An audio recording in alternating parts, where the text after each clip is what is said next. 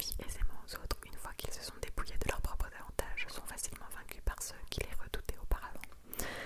Je pense que c'est une métaphore des relations toxiques. Les relations toxiques, les personnes toxiques vont te vider de toute qualité. En vrai, on ne peut pas lire Le loup et l'agneau par hasard. Je sais que c'est très connu et tout, mais franchement, la raison du plus fort est toujours la meilleure. Nous l'allons montrer tout à l'heure. Un agneau se désaltérait dans le courant d'une onde pure.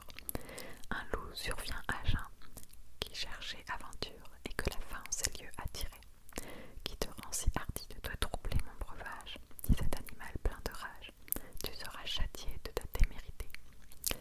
Sire, répond l'agneau, que votre majesté ne se mette pas en colère, mais plutôt qu'elle considère que je me vas désaltérant dans le courant, plus de faim pas au-dessous d'elle, et que par conséquent, en aucune façon, je ne puis troubler sa poison. Tu la troubles, reprit cette bête cruelle, et je sais que de moi tu médites l'an passé. Comment l'aurais-je fait si je n'étais pas né? Reprit l'agneau, je t'aide encore ma mère. Si ce n'est toi, c'est donc ton frère. Je n'en ai point, c'est donc quelqu'un des tiens, car vous ne m'épargnez guère. Vous, vos bergers, vos chiens, on me l'a dit, il faut que je me venge. Là-dessus, au fond des forêts, le loup l'emporte et puis le mange, sans autre forme de procès. J'ai pas aimé la fable. La fin est trop triste. Le loup et le chien. D'abord la version d'Ésope. Un loup, voyant un très gros chien attaché par un collier, lui demanda « Qui t'a lié et nourri de la sorte ?» Un chasseur, répondit le chien. « Dieu garde de cela le loup qui m'est cher, autant la faim qu'un collier pesant. » Cette fable montre que dans les malheurs, on n'a même pas les plaisirs du ventre. D'accord. Je vais vous lire la version de La Fontaine. Le loup et le chien. Un loup n'avait que les os et la peau, dont les chiens faisaient bonne garde. Ce loup rencontre un dogue aussi puissant que beau, gras, poli, qui s'était fourvoyé par mégarde. L'attaquer, le mettre en quartier, sire loup l'eût fait volontiers, mais il fallait livrer bataille, et le matin était de taille à se défendre hardiment. Le loup donc l'absorbe humblement, entre en propos et lui fait compliment sur son embonpoint qu'il admire. Il ne tiendra qu'à vous, beau sire, d'être aussi gras que moi, lui répartit le chien. Quittez les bois, vous ferez bien, vos pareils y sont misérables, cancres, air et pauvres diables, dont la condition est de mourir de faim. Car quoi, rien d'assuré, point de franche libée, tout à la pointe de l'épée. Suivez-moi, vous aurez un bien meilleur destin. Le loup reprit. Que me faudra-t-il faire? Presque rien, dit le chien. Donner la chasse aux gens portant bâton et mendiants. Flatter ceux du logis à son maître complaire.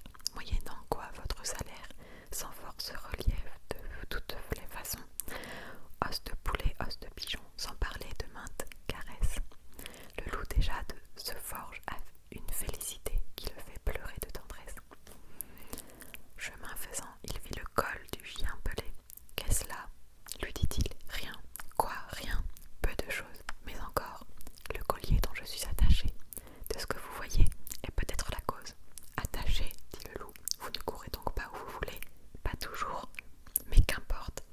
Il importe si bien que de tous vos repas, je n'en veux en aucune sorte, et ne voudrais pas même à ce prix un trésor. Cela dit, maître loup s'enfuit et court encore. Le pot de terre et le pot de fer.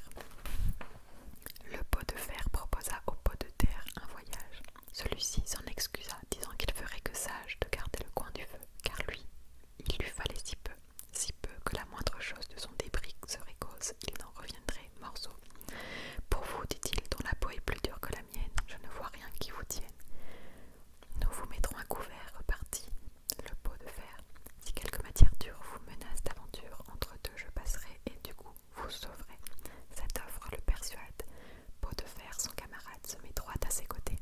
Mes gens s'en vont à 3 pieds, clopant comme ils peuvent, l'un contre l'autre, jetés au moindre hoquet qu'ils treuvent.